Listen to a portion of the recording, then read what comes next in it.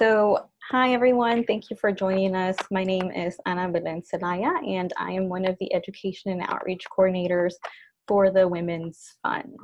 Now, if you're not familiar with the Women's Fund, and this is the first time you're joining us, the Women's Fund is a nonprofit organization that works with both women and girls in the Houston area.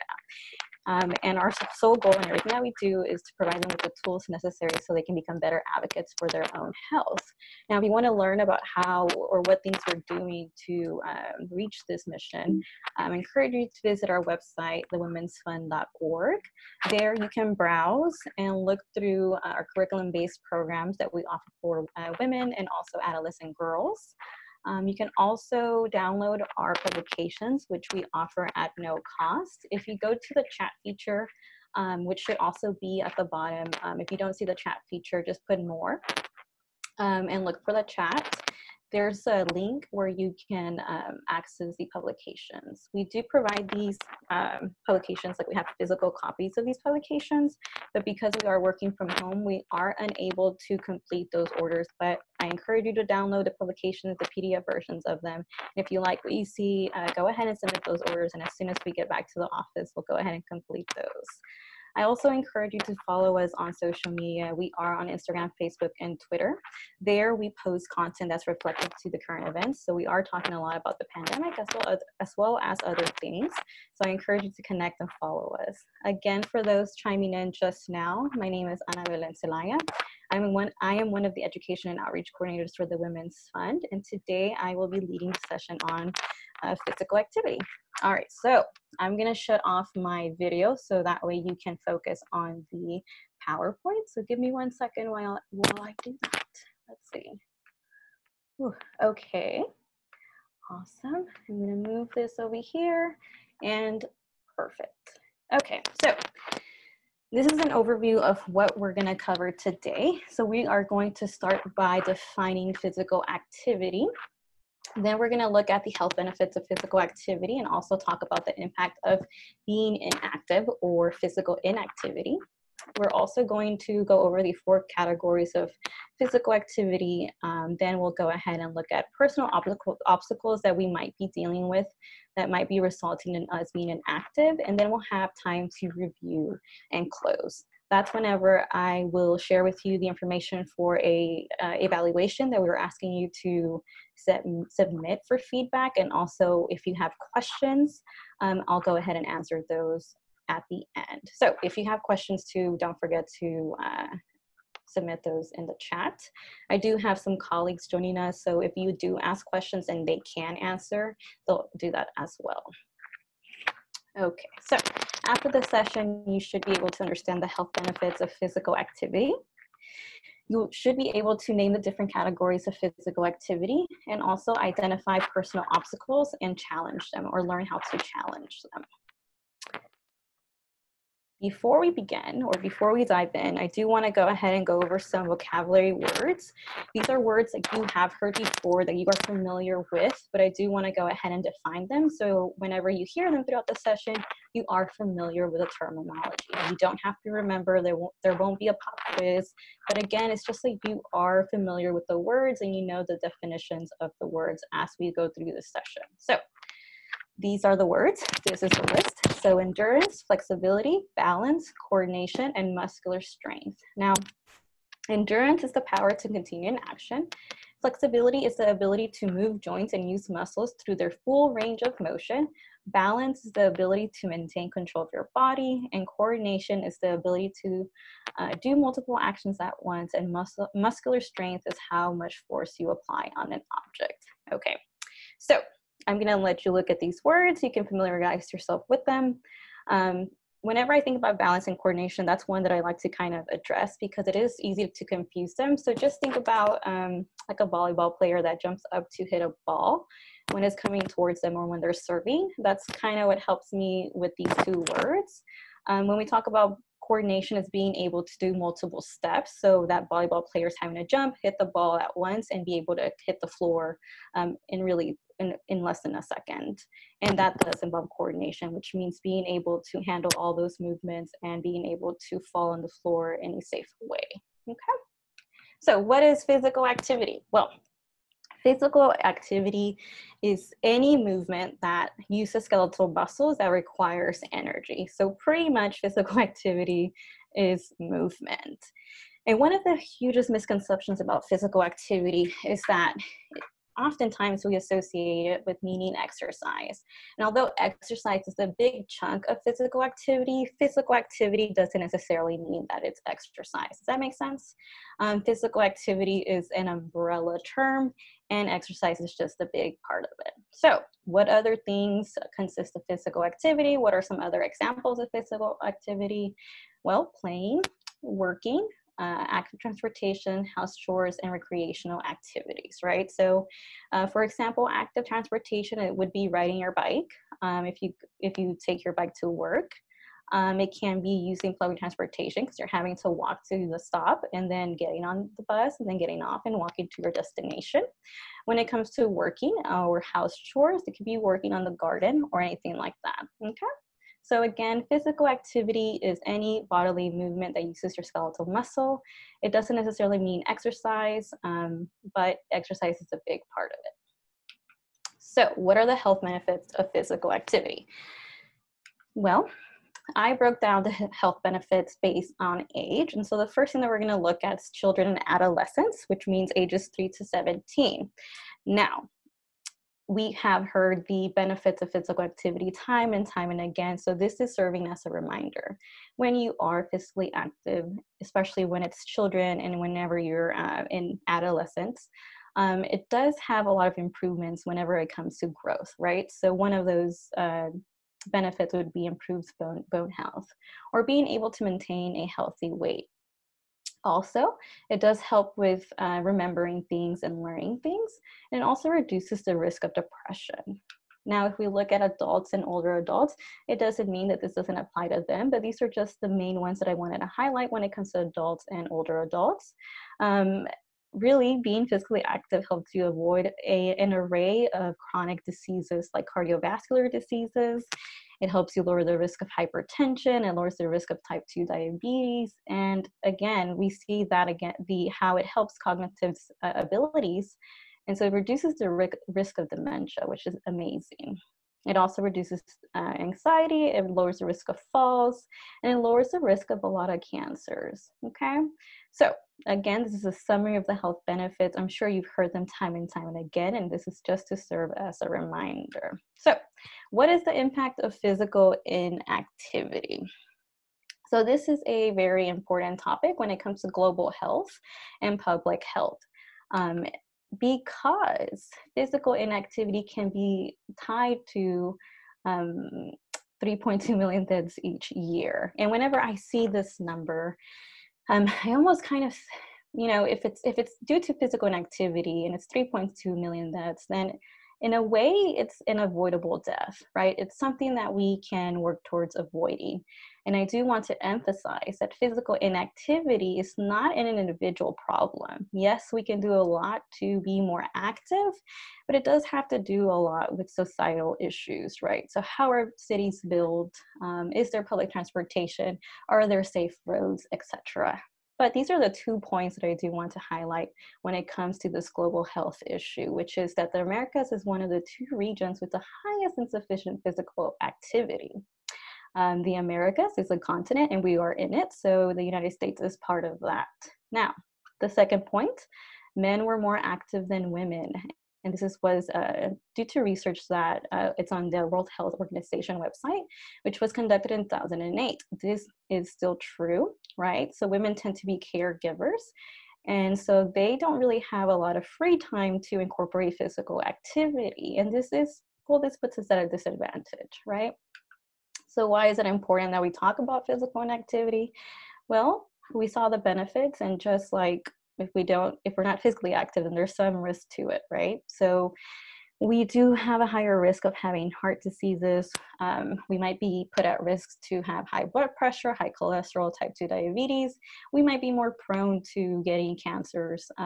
We definitely won't have strong bones, which will lead to osteoporosis and can increase our likelihood of falling. It can also increase the feelings of depression and anxiety. Again, physical inactivity is a global health issue, but today we're going to focus on what can we do to increase our activity level. So also, I want to emphasize that aside from the health benefits and physical activity, you also have to think about the daily activities that you are doing, such as grocery shopping, such as climbing stairs, and such as playing with pets, children, or grandchildren. If you are doing these things and you are experiencing some type of functional limitation, then it's time to get moving, right? So physical activity isn't sure, there's health benefits. Sure, you want to maintain a healthy weight, but also if you get tired with just going one flight of stairs, you can incorporate physical activity so you don't feel exhausted when you climb stairs. If you are shopping, you should be able to carry your bags to your home. Sure, you can ask someone for help, but if you're unable to carry those groceries, then can you incorporate physical activity so you can do those daily activities, right? So again, if you are experiencing functional limitations, it's time to get moving. And how do you start? Well, look, I'm going to be honest with you. It takes time, right? Progress. And if you were tuned into the positive thinking presentation or session, which happened last week, one of the things that I spoke about was self-compassion. So before I show you the tips on how to get started, I do want to emphasize, when you start anything new, if you've been physically inactive, for example, start with self-compassion, right?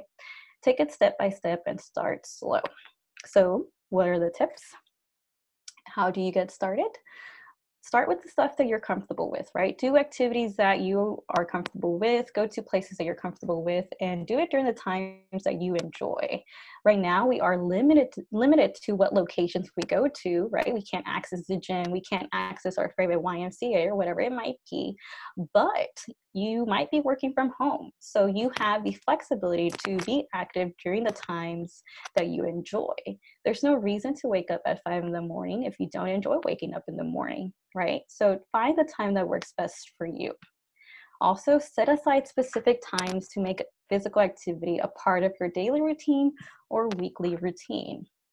This simply means that if you know how your week looks, look at certain days where you don't have too much to do and incorporate physical activity, or go for a 10-minute walk on a daily basis. Also, I mentioned practice self-compassion and start slowly. Work your way up. One of the biggest mistakes that people can do in their health and fitness journey is that they try to go to the gym 6 times a week, and then they get discouraged when they don't meet that. So start slow and work your way up. Also, look for opportunities to reduce sedentary time, meaning if you are working from home, you are probably sitting in front of your laptop. And so I encourage you to take breaks during this time, take breaks after lunch, before lunch, whenever you are able to reduce your sedentary time, do so. So now I'm going to open my chat because I want to ask those who are participating, those of you that joined today, to give me the 4 categories of exercise. And I'm going to open my chat. And so if you don't necessarily know the categories, then I encourage you to at least give me examples of physical activity. I'll give you guys a minute to submit those answers. I'm looking at my chat and waiting for you guys to submit.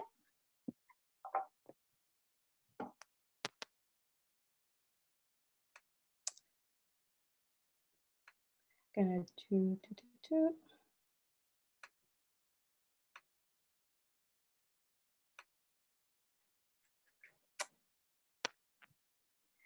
Okay, so we have one person that said cardio. Cool, okay. Aerobic, weight bearing, and stretching. And I'm back on the screen if you can't see me, but I figured I would join you. Okay, so we have 2 answers. Okay. Awesome. So moving forward, we're going to try to make this more interactive. FYI, y'all. Okay, so what are the categories? I'm going to exit the chat for just a second and put my screen here. So the 4 categories of exercise include these: aerobic or cardiovascular, so yes, cardio for short, muscle and bone strengthening. I'm not going to say that whole word again, so we're going to say strength training, stretching and flexibility. Okay, so those are the 4 categories of exercise or physical activity. I think someone drew there, but okay. So let's go ahead and look at some examples of each exercise or physical activity in the categories. And let me go ahead and minimize this. So the first one that we're going to go over is cardiovascular activities. Right there you see a list of, give me one sec. Bitsy said she missed the word category, yes, but Bitsy, she said light, moderate, and heavy, and we're going to talk about that in just a second very briefly. Thanks, Bitsy. Okay, so cardiovascular activities. So what are some examples of cardiovascular activities? Walking, jogging, riding your bike, dancing, swimming, right? All of those good stuff. And what's the goal of when you do cardiovascular activities? Well, it's to get your heart rate up. Now, what does this do? It promotes endurance, it improves the health of your heart and lungs, and it helps decrease body fat and improve blood circulation. So when it comes to cardiovascular activities, and here right off the bat, we mentioned the categories, and I know that each and every one of us, we have a favorite, right? And so, but each category has its benefits. And when we're talking about cardio, the hugest benefit is that heart and lung health. If you are active and you go run or you incorporate cardio exercises or activities in your routine, then I can assure you that you're going to have some healthy hearts and lungs, because it does promote angiogenesis. Angiogenesis is the formation of new capillaries, and it helps provide nutrients and oxygen to your growing muscles. And again, it improves your heart and lung health in that way. Now, strength training, this is my favorite form of training. I used to be a wrestler, I used to practice judo, and I used to be a certified personal trainer and group fitness trainer, and this is what I basically did. So I loved lifting weights.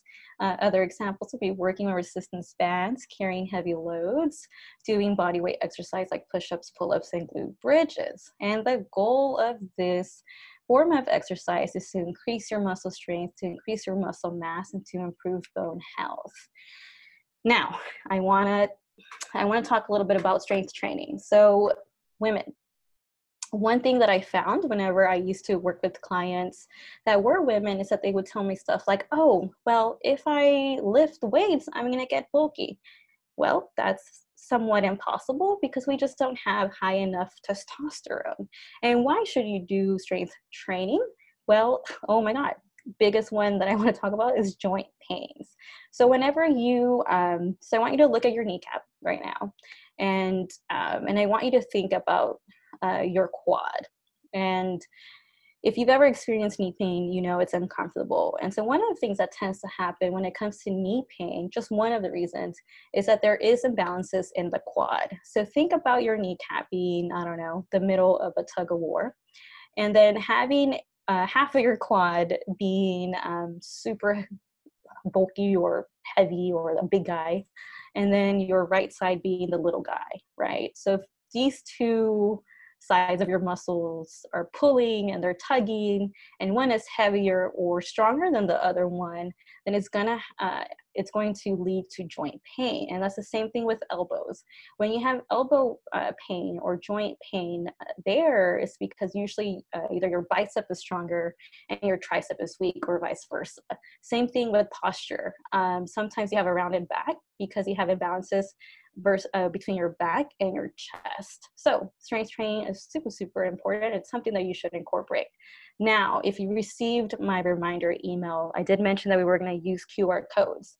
That QR code there takes you to Dr. Erin Horschig, who he talks a lot about strength training, and we don't have nearly enough time to talk about how to move in the proper way so you don't get hurt.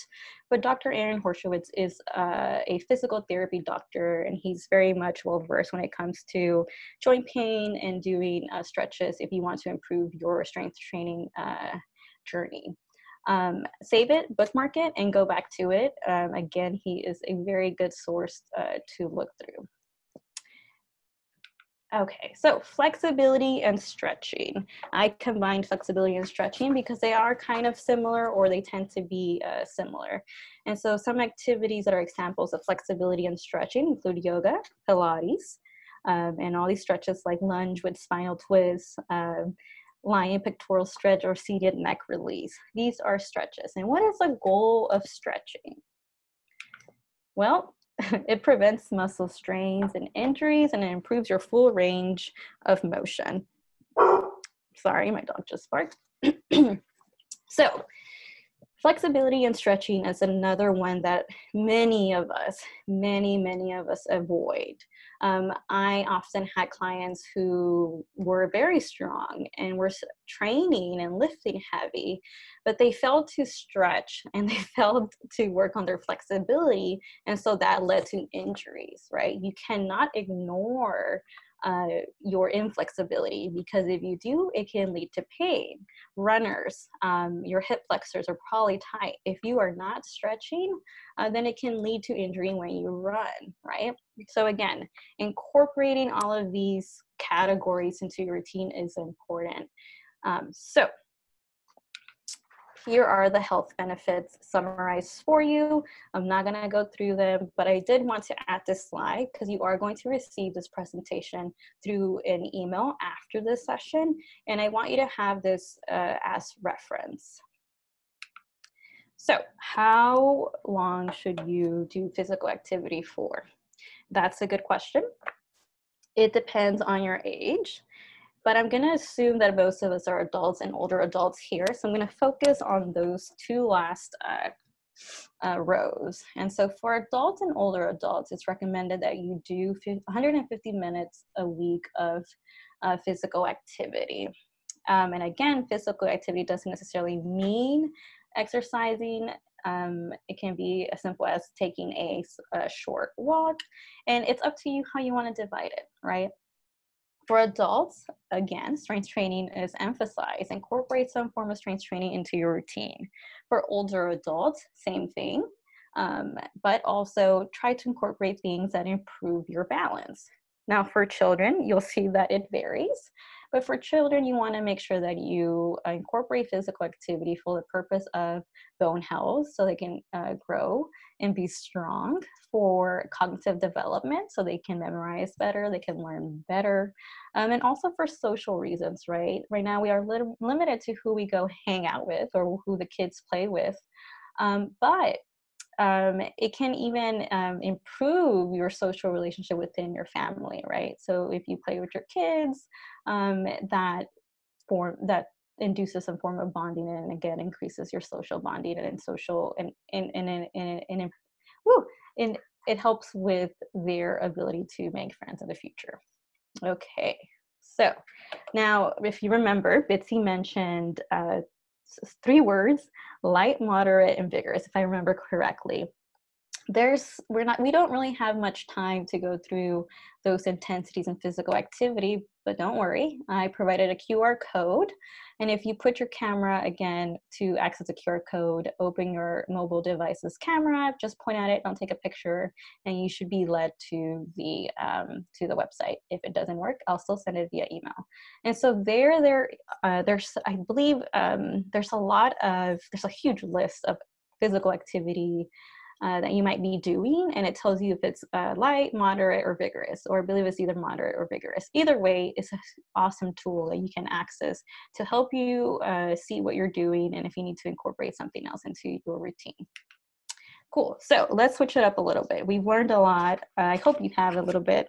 And so I just want to slow down and do something fun. So you will be using your chat. And what's going to happen is that I'm going to show you different exercises or different activities, and you're going to tell me what category it falls under. If you remember the categories, we have aerobic or cardio, strength training, flexibility, and stretching. Again, I combine flexibility and stretching together. Fair warning is that some activities may be one or more categories. So maybe you have a different answer from someone else, and that's totally okay. And I'll go ahead and address that if that happens. I also encourage you to name one benefit after you identify the category of the exercise. You don't have to, but I encourage you to. And again, submit your responses via chat. I am going to keep the chat open, so let me open that real quick. I'm gonna put it to the side. Okay, so also, because I'm going to also focus on posture and explain posture a little bit. Again, I used to be a strength training coach, so I'm big on posture, but we don't nearly have enough time to talk about posture throughout the whole thing. You're welcome, Bitsy. Okay, so let's go ahead and look at the exercise. Tell me the category, and I will reveal the category after each exercise, and I'm going to walk you through the exercise while you're thinking. So this is a alternating reverse lunge. So key things that I want you to see what the model is doing is that her chest is up. She has her feet flat on the floor. One of the biggest mistakes that personal trainers and strength trainers do is that they tell you to push through your heels. No, you don't walk with your heels, right? When you walk, you have your foot flat on the floor. So if you notice her foot, she has it flat on the floor. It might wobble a little bit, but that's okay. That's just maybe some imbalances. Again, this does help with, you're using one side of your body, right? And so, so chest is up, shoulders are pinned, shoulders are back, so meaning that her shoulder blades are pinched. She is incorporating her abs as well, keeping them tight, putting her feet are hip width apart, and she steps back. Okay, cool. So we have a couple, yes, cool, awesome. So this is just an explanation of what's happening, and this is the category. So if you said strength training, you are completely correct. Someone said flexibility. I would put flexibility and, oh my God, I can't think right now. What was it? It can be flexibility in the sense that it does address imbalances in the body. This is something that I used to make my clients do when they first started, so I can see their imbalances in their body because we are stronger on one side over another side. All right, the next one, wide grip bicep curl, right? Again, do not stay away from the weights. If you have weights, I do encourage you to do them. I probably gave it away. It's okay, tell me the category and tell me the benefit. So key things about this exercise that I'm gonna point out. Her chest is up, her shoulder blades are pinched, her abs are engaged. Also, a big mistake that people do, and if you go to the gym, you'll see it, is that they lift their elbows when they do a bicep curl. When you do a bicep curl, you wanna make sure that you keep the elbows pinched to the hip, right? Your range of motion might be different from the model. I used to have a client that he used to be able only to lift his bicep curl about 90 degrees. So his forearm would be parallel to the floor. One thing that I would change from the model would be for her to stand a little bit wider hip width apart. But other than that, that's pretty good form. So I did give it away, but that's okay. This category is strength train, and you're right, Jessica. It does benefit. Benefit the joints, meaning that it can reduce pain. If you remember, I did say that sometimes elbow pain can be due to imbalances between the bicep and the tricep. For the most part, usually people have a weak tricep, but it can also be due to a weak bicep. Yes. Okay. Cool. So next movement, mountain climbers. So go ahead and put your answers in the chat, and I'm going to point out a few things while I wait for your answers. If you notice the model, so this is one that a lot of people do also get wrong. So I'm going to point a few things that I want you to look at. Key thing, her shoulders are stacked on top of the elbows, and her elbows are stacked on top of her wrist. This is great. Anytime you do a movement, you want to think about things being stacked. Your spine, any joint that is having that tension on them, right? Also, her spine remains neutral, meaning that it remains straight. And also it remains parallel to the floor. A lot of times when people do mountain climbers, they lift their glutes up or they lift their butt up, and that's not what you want to do. You want to engage that core. And then last thing that I do want to point out that I loved about this model is she points her toes away from her chest. Why does this matter? If you point your toes towards your chest, when you're gliding your legs towards your chest, you're going to hit the floor. You want to avoid that. So what is this? Let me look. Awesome. Aerobic. Yes, absolutely. If you've ever done mountain climbers before, they are, whew, you'll get tired. It's something that I like to do because I love strength training. Like Deborah said, it is some form, it does engage a lot of your muscles. So it does incorporate some form of strength training. But the main thing that you're doing when you're doing a mountain climber is getting that heart rate up. And it's super, super hard. And I encourage you to do it. You can make it harder by going faster and moving those legs faster, or you can take your time and just bring those knees up to the chest one by one, one by one. So it can be modified. All right, Superman. This is my favorite one. Oh no, it's not my favorite one. My favorite one's coming up, but it's one that I really, really like because it's one that we used to do in PE in class and maybe you stopped doing it. And it's something that you should always do. So the Superman, quite easy. You lay flat on your tummy and then you bring your extremities up. You want to make sure that you keep tension on your extremities, meaning that you extend those legs straight, you extend those arms straight, and you feel that contraction. One thing that I would change from the model is that I would bring the thumbs up to the ceiling so that way her palms are kind of in neutral, meaning that they're facing one another. It's just one thing that I prefer. It's a cue that I used to like to tell my clients. So we have Jessica that submitted something. Cool, cool. All right, so, and I do want to apologize for that line. I don't know how to remove it. So again, Superman.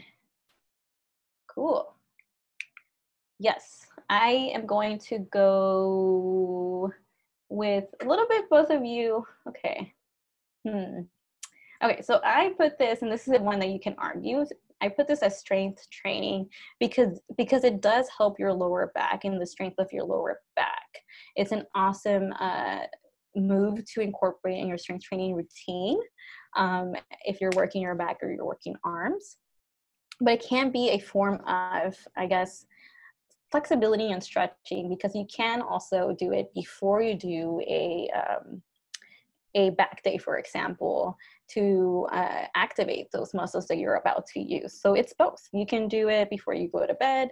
You can do it before you work out, if you're going to lift heavy or you're going to lift any type of weight, or you just want to activate those muscles that feel a little bit asleep. Okay, cool. Glute bridge, yes. Okay, one thing about this that it's interesting, and again, that I saw a lot in my clients, is that glute bridges is something that women love to incorporate, and yet men don't. And that's not good because we all have glutes, and glutes are the largest muscle in our body. So how do you do the glute bridge? Well, you want to lay on your back. You want to bring your feet towards your buttocks or towards your glutes. They're going to be about hip width apart, a little bit wider than hip width apart. And one thing that I want you to notice is that her palms remain flat on the floor. You can go ahead and bring those arms to your glutes to feel the squeeze, but ideally you want to put those palms flat on the floor. Her feet are not moving. It's amazing. Her palms are not moving, and she brings the hips up to the ceiling and engages her core and squeezes her glutes and does not overextend. So what kind of category is this? No one submitted it, so I'm going to wait about 10 seconds. Okay, cool. Cool. Okay, yes, it is strength training, especially because she's using a band, right? So she's incorporating some form of resistance, and bands are great to incorporate and probably easy to use at this moment. But anyways, it can also be a form of flexibility and stretching. You can definitely do this before going for a run, for instance, or for if you're going to do lunges or something like that to activate your glutes. A lot of us have inactive glutes because we sit too much. And so when you do a squat, for example, your knees might cave in into like inside. Okay, and I just mentioned the body squat, and there is a QR code because a body squat is a complex movement. So I want everyone to tell me what category is this, and I'm going to talk about the squat. That QR code, just bookmark it. I can't remember her name. I do have it written, but she has great tips and explains how she progressed her squat. So when you do a squat, you want to make sure that you look forward. You do not want to look up or look down. Whenever you do that, your cervical spine is experiencing some type of tension, and you don't want that. You want to make sure that you don't strain your neck. So look forward, look straight ahead. Also, one of the misconceptions is that you can't go all the way down. Now, you don't want to try this if you have some form of injuries. You want to address those injuries, but if you are relatively healthy and you're pretty mobile, you should be able to go all the way down. Your inner quad is activated in the lower half of your squat. So remember, knee joint is usually caused, or one of the reasons is because your quads are not balanced. So if you're trying to get strong inner quads, you want to go all the way down. Now, everyone's squat is going to look different depending on your femur length, depending on your leg length, right? Also, chest is up, which is great, and abs are engaged. Her knees are going over her toes, and her feet are flat on the floor. Your feet are like tripods, right? So do not push through the heels. You want to push the ground away with your feet, keeping your feet flat. So here is instructions. And what kind of category is this? Absolutely, it is strength training. The squat is a very functional movement, a compound movement, sorry, and it involves almost all your muscles, especially if you use like a kettlebell or a barbell. All right, last one but not least for this little exercise is the inchworm. This is one of my faves to incorporate. So the inchworm, basically you starting position. I'm waiting for the categories, don't forget y'all. So one of the things that you want to do with inchworms is that you start upright. So you're standing, feet are hip width apart, and the goal is to get into a high plank. And it's called an inchworm because you inch your way towards high plank, right? A couple of things that I want to point out. One of the mistakes that happens when you do an inchworm, if you look at the model, her hips are square, meaning that they're facing the floor and they don't move around willy-nilly. You want to make sure that you ensure that your hips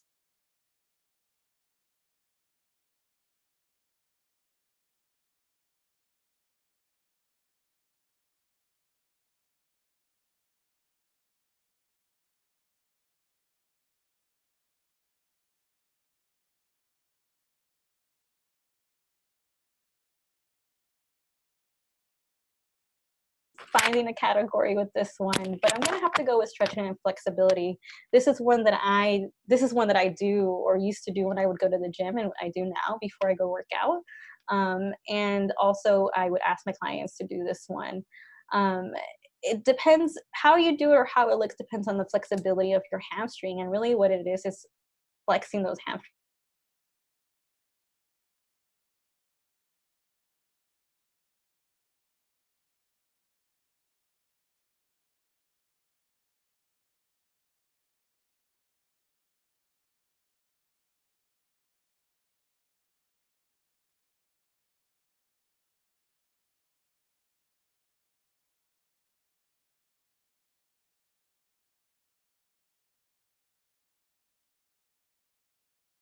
Physical activity is highly important. You went over the health benefits already, but one of the key things about physical activity is that can help you make a routine out of your day. We are creatures of routine, and so right now we're having to adapt to your new reality. And for adapting, we're hanging in there. Um, and one way that you can make a routine of your day is to incorporate physical activity. Make time for it. It will, I promise you, it will help you. So, how can you be active during COVID 19? Well, be active with your family and friends. One of the cool things that I've seen where I live is that I see so many families going out about it. Like they're walking together. I saw a mother walking walking her kids on a bike. I see a mom running, pushing a stroller. I see me and my partner go walk the dogs more often. So again, be active with your family and friends. Set goals as a family and friends. Maybe you don't live with them. Maybe they live in another city.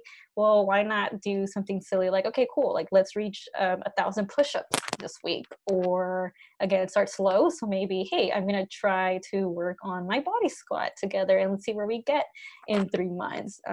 Also, you can set up a regular routine to be active every day, right? Again, setting that goal of like, hey, I'm going to go for a 10-minute walk, a 20-minute walk, or 30-minute walk.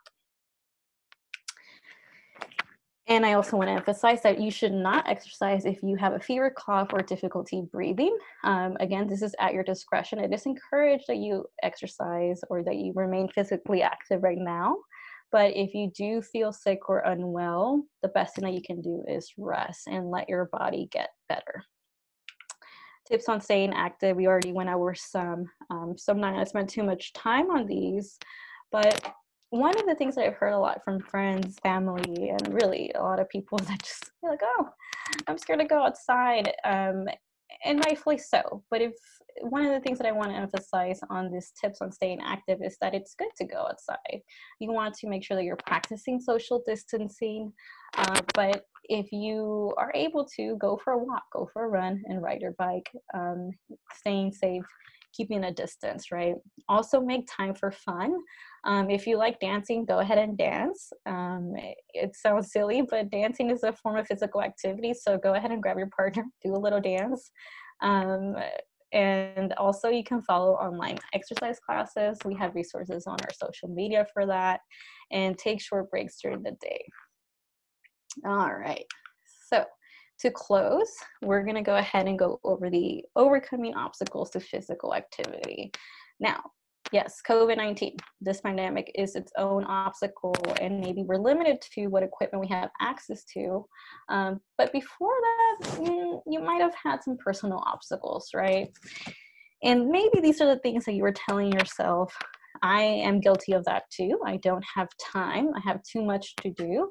I never have energy, or I don't have anyone to go with, right?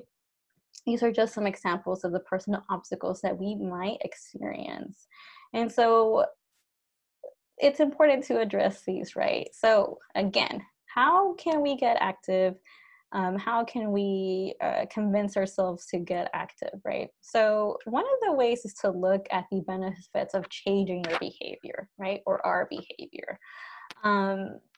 And these are just some of the benefits, right? So if you are contemplating or thinking about, how do I become active? Can I become active? I'm scared, I don't know. Well, remind yourself of the benefits, right? It reduces the risk of chronic disease. It can help your brain health.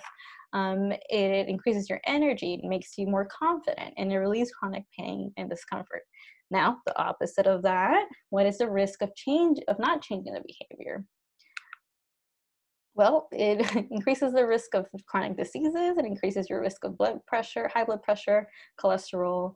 It does lead to poor posture, little energy, and you have higher chances of having joint problems, right? So why am I talking about this?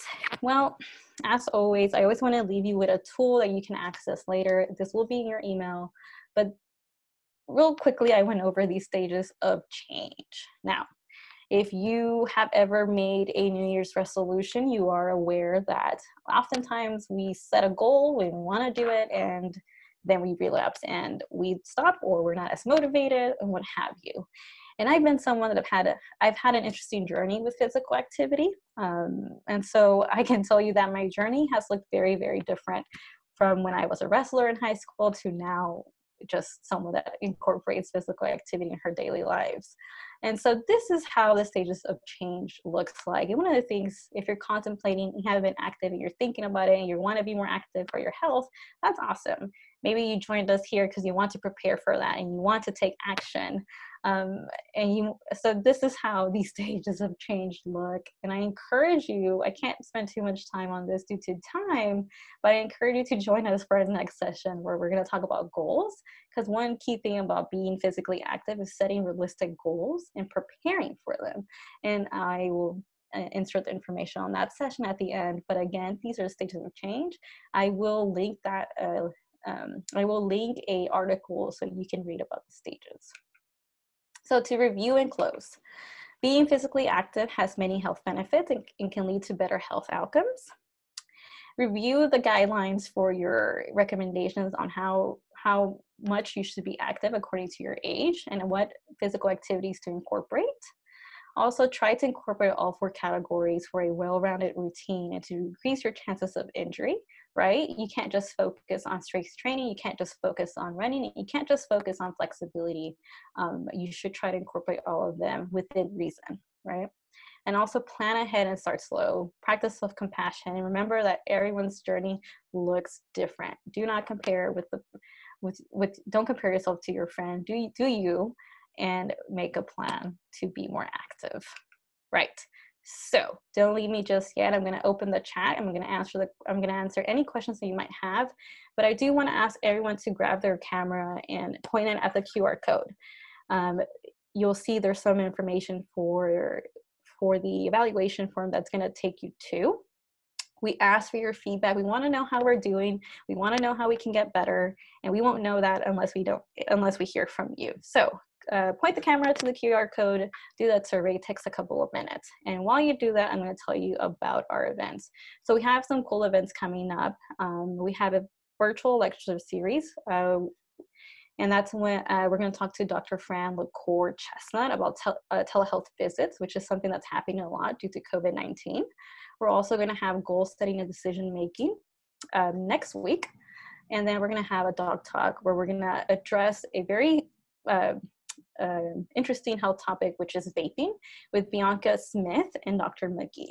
Okay, and you can find that information on our website, but right now I want you to focus on the survey, do the survey, submit it. All right, now when you're done with the survey, I am here for your questions. So I'm going to open the chat and I'm going to share my, oh no, oh, was I sharing my face the whole time? Well, there you go. Okay, so I'm going to open the chat. So if you have questions right now, I can answer them. Or you can send me or send us, our team, an email, and we'll get to the questions. Hold on.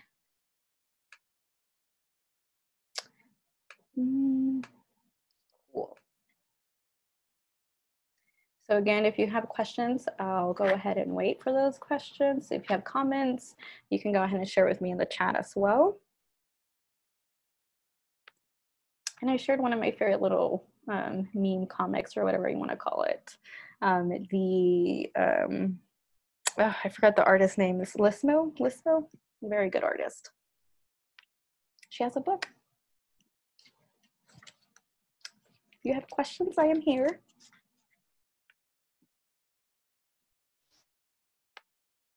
Lismo. No, not Lizzo. Did I say Lizzo? I was probably thinking about Lizzo. No, it's like, yes, I love her too. She will be good to incorporate for your routine, your fitness journey. Yeah, it's like LICC as a cat, ZMO. The Instagram account is there, but any other questions, y'all? Questions for me, questions about the Women's Fund, anything? Anyway, so if you are completing that journey, oh, go back to the survey, absolutely. Was I too fast? I'm talking fast, I'm sorry. Hold on. Okay, those are the references, going back. Okay, so the QR code again, point the camera, go to the survey, complete that survey. Our team wants to hear from you. We've been working really hard doing these virtual presentations, and we just want to make sure that we're heading towards the right direction. Okay. Thank you, Kayla.